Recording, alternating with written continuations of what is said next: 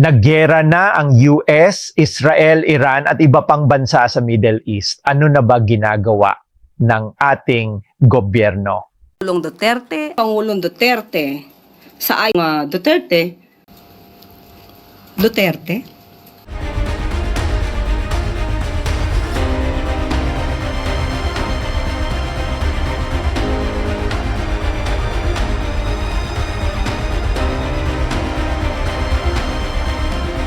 Tama po, Duterte. Parang unbothered po ang ating gobyerno. Akala ata nila hindi seryoso ang nangyayari ngayon. Madami tayong OFW sa mga bansang ito. Pero parang puro na lang paalala na ingatan ang ating sarili ang ginagawa ng gobyerno. So kanya-kanya na ba tayo ngayon? Ni isang politician sa gobyerno, wala man lang nagpanik.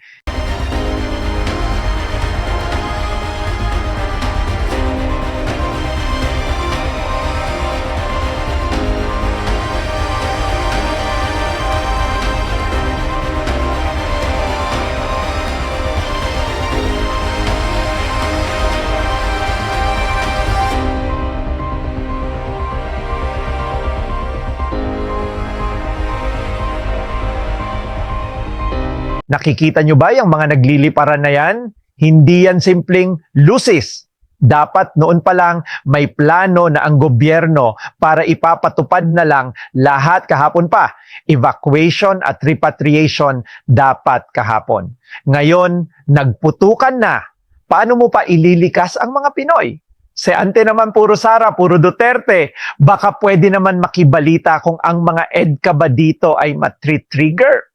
Pindot na sa subscribe button for more updates. Subscribe na para sa mga commentary na may sense.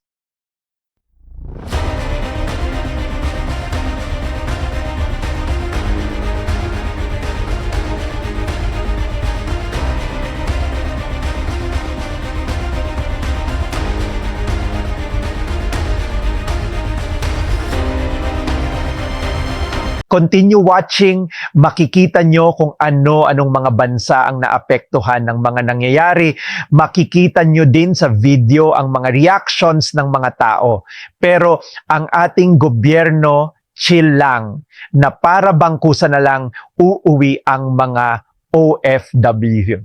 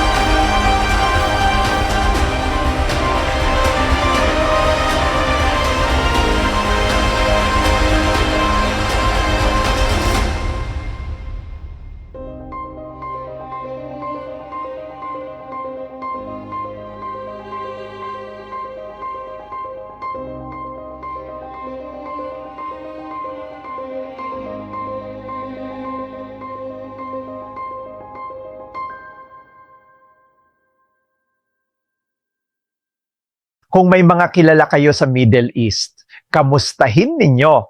Tayo-tayo na lang ang magtutulungan. Hindi na katulad nung dati administrasyon na handa sa lahat ng bagay. Dati kahit pagabing-gabi na, ramdam mo na may nakabantay sa atin.